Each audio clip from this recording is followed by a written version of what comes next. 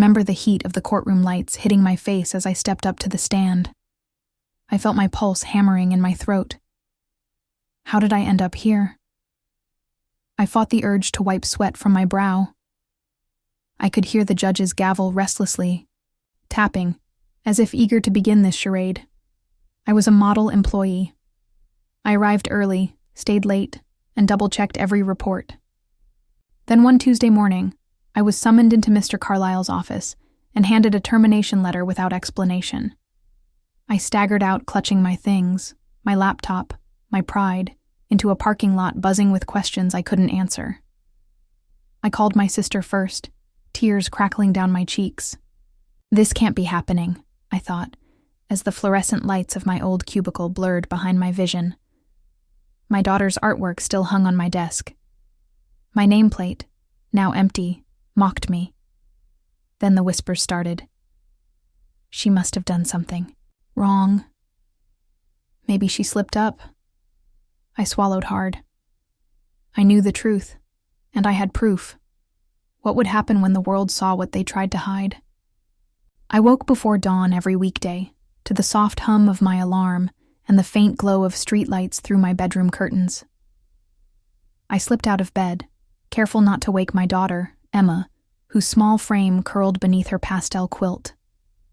I tiptoed into the kitchen, where I brewed coffee strong enough to fuel the long day ahead.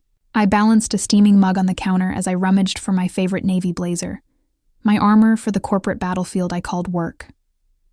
I checked my reflection in the hallway mirror and straightened my skirt. I lived in a modest 2-bedroom apartment near downtown, its beige walls lined with framed photos of Emma's finger-painted masterpieces.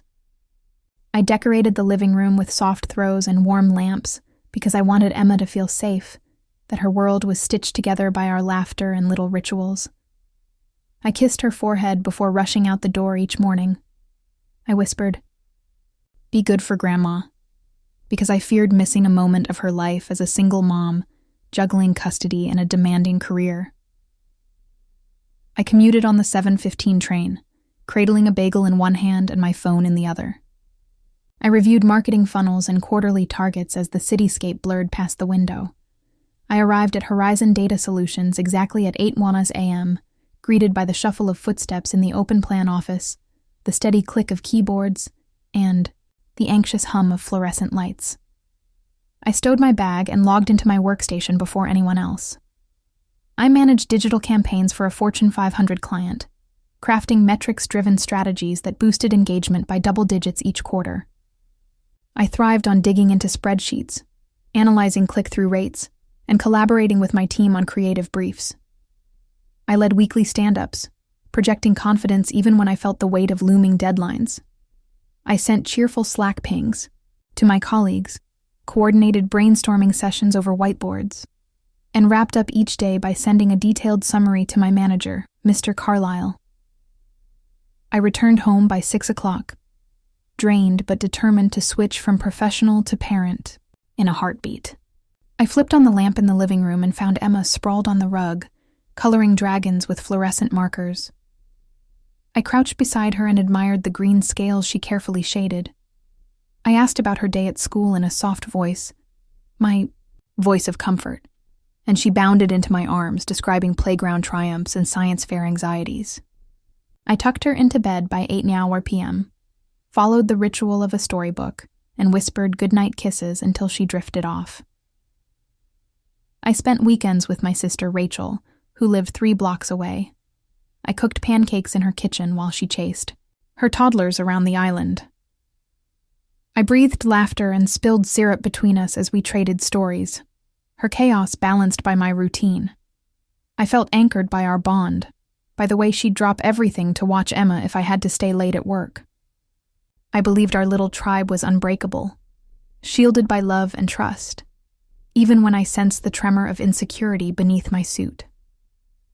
I filed taxes, paid rent, and maintained perfect credit scores. I planned a trip for Emma's birthday, tickets to the aquarium, and a dinner of her favorite macaroni and cheese. I counted down the months until I could introduce her to the colorful coral displays she'd only seen in books. I watched sunsets from my balcony with a glass of wine, feeling the gentle ache of contentment. I thought I had it all under control. I thought my competence was bulletproof. I thought no power in that glass-walled office could shake me. I believed. The data was on my side, and that truth always prevailed. And then, I received the email. I stepped back onto that polished oak floor with a tremor in my chest. I pressed my palms against the lectern, feeling the grain of the wood beneath my fingertips. I watched Mr. Carlisle lean forward in his leather chair, arms crossed, a faint smirk playing at his lips. I heard the murmur of the jury shifting in, their seats, the shuffle of papers echoing like distant thunder. How did small critiques become a storm? I wondered, my throat tightening. I remember the first comment as though it was yesterday. It was during a routine stand-up. I had presented the February report, an increase of 14% in lead generation. I beamed, expecting praise. Instead, Mr. Carlisle's voice cut through the air. Your visuals are sloppy, Elena. Can't you get PowerPoint right? I blinked twice, puzzled. Sloppy? I retreated to my desk, opened the slide deck, and found nothing but consistent branding. I shrugged and moved on, attributing it to a bad mood. Then came the whispers behind my back. I'd catch Jenna from legal standing by the copier, lips curved into a thin smile as I approached. Big presentation today? She'd ask, and I'd force a nod, only to hear her lean into her phone. She's totally lost it this time. The word stung, but I convinced myself it was office gossip, harmless rumor mill. I thought I could ignore it, and then Mr. Carlisle started scheduling quick chats in his glass office. Each time I'd grip the door handle, inhale sharply, and enter. Elena, he'd begin, gazing at the bottom corner of his monitor. I'm concerned about your attitude. You seem defensive. I'd feel my jaw clench. I'd swallow and respond. I'm simply thorough. He'd nod, tapping his pen. Remember, collaboration is key. He'd let me leave, but his words lingered like a stain on my confidence. I began to question myself. Was I too rigid? Too quiet? My mornings turned restless. I'd lie awake, replaying every word I said at work, analyzing my tone, my posture. I'd practice submissive nods in the mirror before leaving my apartment. My coffee tasted bitter. Too much acid, or was it my fear? I rubbed my temples as Emma's laughter floated down the hall. Not now, I'd think, but I couldn't stop. And then the first performance review arrived in my inbox. I clicked it with trepidation and found a sea of red highlights. Needs improvement. Communication. Must develop interpersonal skills. Struggles with teamwork. I nearly dropped my laptop. Interpersonal skills? Teamwork? I recalled pro bono trainings, peer feedback sessions, late nights drafting team charters. I printed the document and stared at it, pulses of anger mixing with shame. I balled it into a wad and tossed it into the trash. Then I confided in Rachel over brunch, her face softening with concern. I laid out the mounting criticisms, the hush of gossip, the sudden shifts in tone from my boss. She reached out and squeezed my hand. Maybe you're not seeing the full picture, she said gently. Maybe they're testing you. I nodded, inhaling the floral scent of mimosa. That makes sense, right? I told myself, clutching the straw like a lifeline. And then I arrived early one morning to find an email marked urgent. Please explain the discrepancies in last quarter's campaign numbers by end of day. My heart slammed. I opened the report and saw that a simple filter error had been highlighted, a filter I'd set myself and double-checked. I included a note explaining my methodology, attached raw data, and forwarded it to Mr. Carlisle. Waited for acknowledgement, waited for relief, waited for vindication. I paced outside the conference room, fingers twitching at my sides. The fluorescent lights overhead buzzed unevenly, casting jagged shadows on my heels.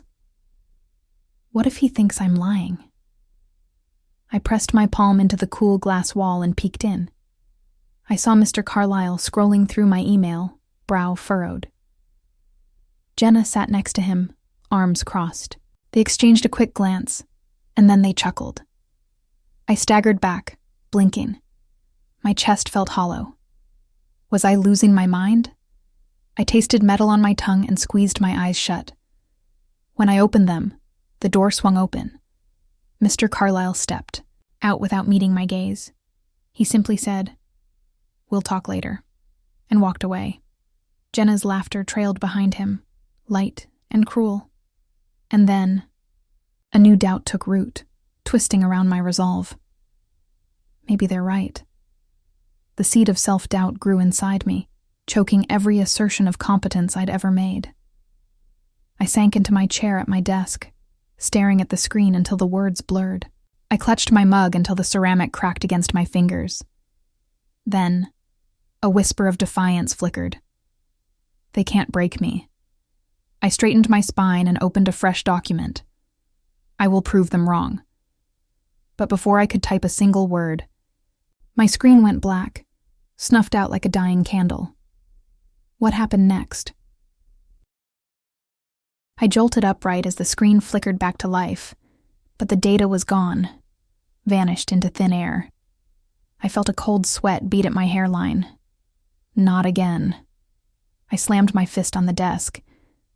Then, I noticed a sticky note fluttering on my monitors. Edge. Meeting at 3 p.m., be there. No subject line, no explanation. My chest tightened like steel cables pulling taut. I swallowed hard and glanced at the clock. 2:58 p.m. 2 minutes to face whatever lay beyond that door. I grabbed my blazer and straightened my skirt. I could almost hear my heart pounding in my ears. I paced the cubicle maze, each footstep echoing like thunder in an empty hall. "Don't let them see you shake," I chanted inwardly. I entered the conference room without knocking. Mr. Carlisle stood behind the long mahogany table, arms folded. Jenna lounged in the corner, scrolling on her phone. The blinds were drawn. Thin slits of light carved stripes across the floor. I felt the air thrum with tension. "I'm missing some files," Carlisle said, voice cold as marble. "Elena, your laptop camera recorded nothing. No errors? No unusual activity?" His question drilled into me. What is he accusing me of? I opened my mouth, but my voice cracked. I don't understand. I saved everything to the server myself. My hands trembled as I pointed at my badge. He laughed, low and mocking. "We checked the logs. Nothing from your station since Friday afternoon. Care to explain?" I swallowed again and pressed my palms flat against the table's polished surface. I felt its weight press into my fingers. No. My blood roared. "The network was down Friday. You can verify the IT ticket." My voice found strength. "I have proof." He cocked his head. Jenna's eyes lifted. "They've set me up." I realized then that I wasn't fighting incompetence claims. I was fighting sabotage. And then, my phone buzzed in my pocket. I fished it out and saw a message from an unknown number. "Check your home laptop camera feed." My breath hitched. My pulse thrummed so loudly I thought it might burst through my chest. I snapped open my laptop bag with shaking fingers and pulled out my tablet. I connected to my home network, my heart in my throat. The screen populated with live thumbnails. My living room, my daughter's room, my kitchen. I clicked on my daughter's room feed. Emma's bed was empty. My blood ran cold. I bolted upright. My daughter. She's supposed to be asleep. My voice was a whisper, but it cracked the "Hush," Jenna smirked. "Really? You were busy at home Friday afternoon?" Carlisle leaned forward. "You've been here long enough, Ms. Morales. Care to explain why you weren't at home to put your child to bed?" His eyes gleamed with triumph. He's weaponized my love for Emma. My breath came in short bursts. My mind raced through every moment of Friday, every late-night email, every missed call from Grandma who babysat. I paused to fix a chart at 6:30. Then I left. I checked the timestamp on the feed. Friday, 6:45 p.m. I squinted. The angle was wrong. The camera faced the door, not the bed. My stomach churned. They'd manipulated the footage. I slammed the tablet onto the table. The blinds rattled. This feed is doctored, I swear. Carlisle stood and waved a dismissive hand. Save it for the judge. His words fell like hammers. We'll be taking further action. I fled the room, heart pounding. My legs were lead. No. I reached the hallway and sank against the wall, sliding to the floor. My breathing was ragged. They'd go after Emma next. Tears stung my eyes. My hands curled into fists. I could feel every heartbeat. I could taste the metallic tang of fear. And then, my phone buzzed again. Another message from that unknown number. Look at your email. I unlocked my phone to find a new message from my friend and former colleague, Marcus. Check your inbox. I sent you something that will make them regret this. My vision blurred. Marcus? I hadn't heard from him since he left the company last month under mysterious circumstances. I tapped my work email app. There it was, an encrypted file labeled Truth.avi. I stared at the file icon, my hands shaking so badly I almost dropped my phone. This could be everything, or a trap. My lips pressed together as the hallway lights flickered above, and I realized I stood on the edge of everything I had fought to protect. My career, my reputation, my daughter's safety. What if I open it and lose everything? I closed my eyes, pressed my thumb to the fingerprint reader, and tapped the file. What I saw next would change everything. I pressed play on Truth.avi, and the courtroom lights seemed to dim. I felt my pulse in my temples as the video filled the screen behind me. Raw footage from the hidden camera on my work laptop. I saw myself at my desk last Friday, typing furiously, then pausing to whisper into the webcam microphone. What am I saying? I leaned forward, heart pounding. The angle shifted, revealing not just me, but Marcus leaning against my cubicle wall, a grim expression on his face. I froze. I could almost hear the faint hiss of the projector bulb flickering. My breath caught as I recognized Marcus's voice, low and urgent. Elena, they're setting you up. Tonight, they'll accuse you of abandoning Emma, when actually you'll be here, working. You need proof. I swallowed, my throat parched. He was gathering evidence for me. Then, the video cut to a time-stamped clip of Mr. Carlisle sneaking into my workstation after hours.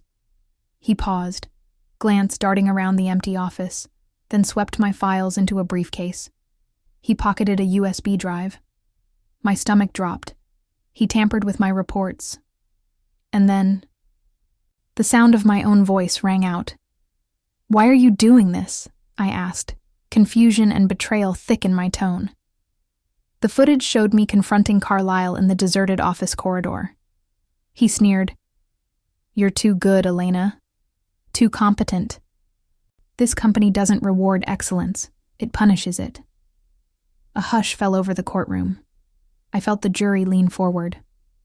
I saw my lawyer, Ms. Nguyen, rise and nod toward the screen.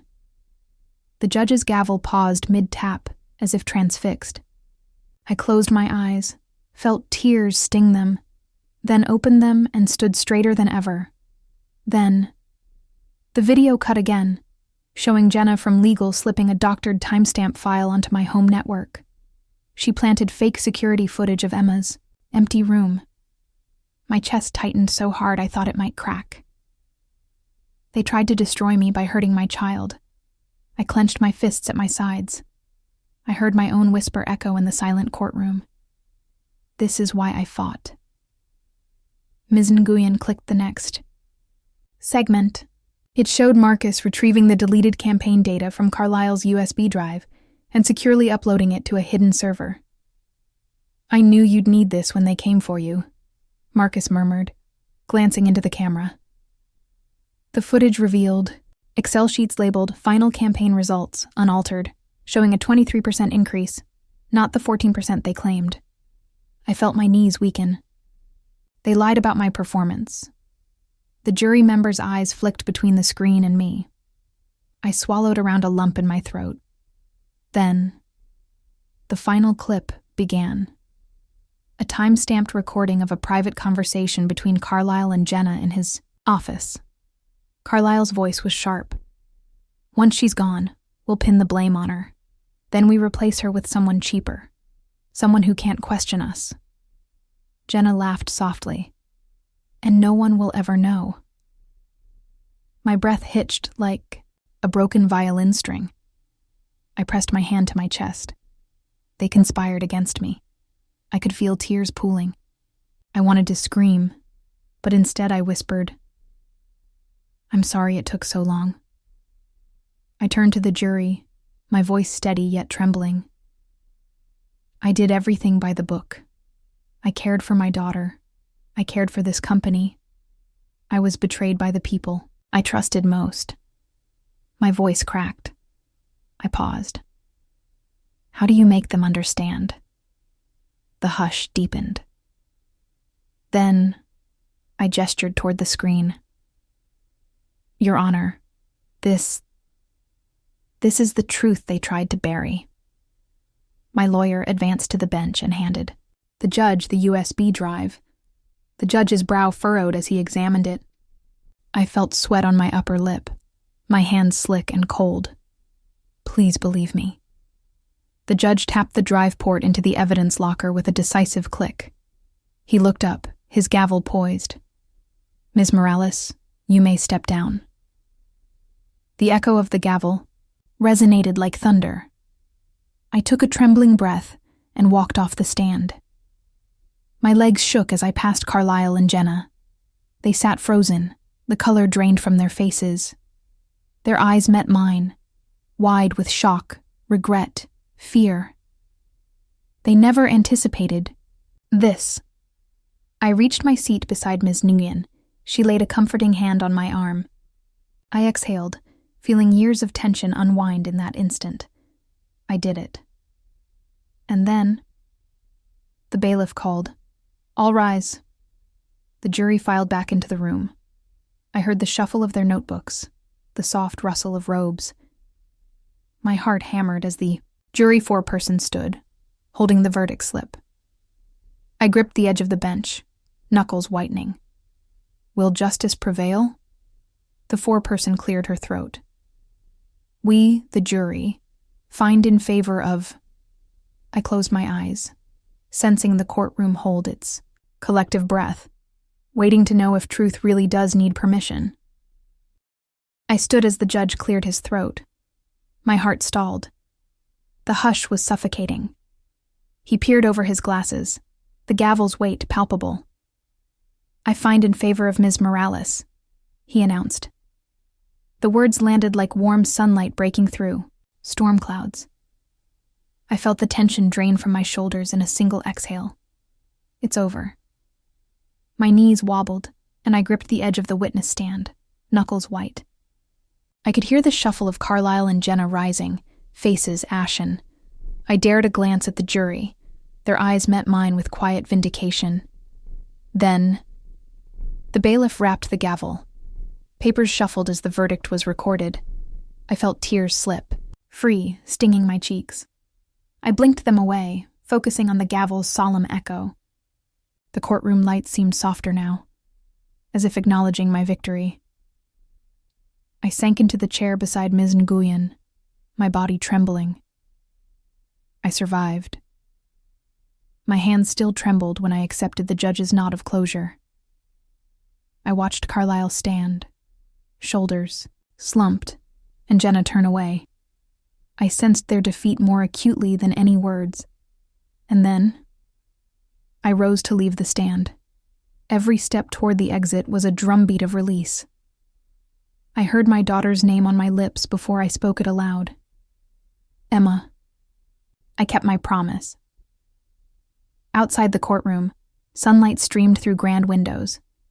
I blinked against it, feeling its warmth seep into my bones.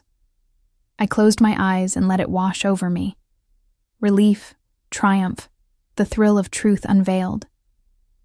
I thought of Emma's laughter, my sister's embrace, Marcus's clandestine support.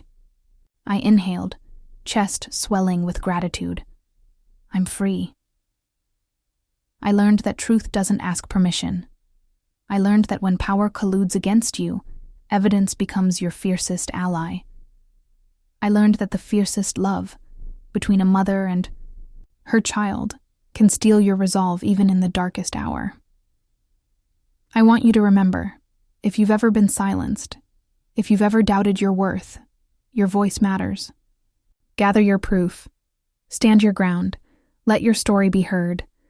Don't let anyone edit your truth. If this story moved you, please like and share it. Comment below with a time you stood up for yourself, or tag someone who needs to see this. Don't forget to subscribe for more confessional courtroom dramas where justice triumphs over deceit. I'll see you next week. Same courtroom, new story, but the same unbreakable truth.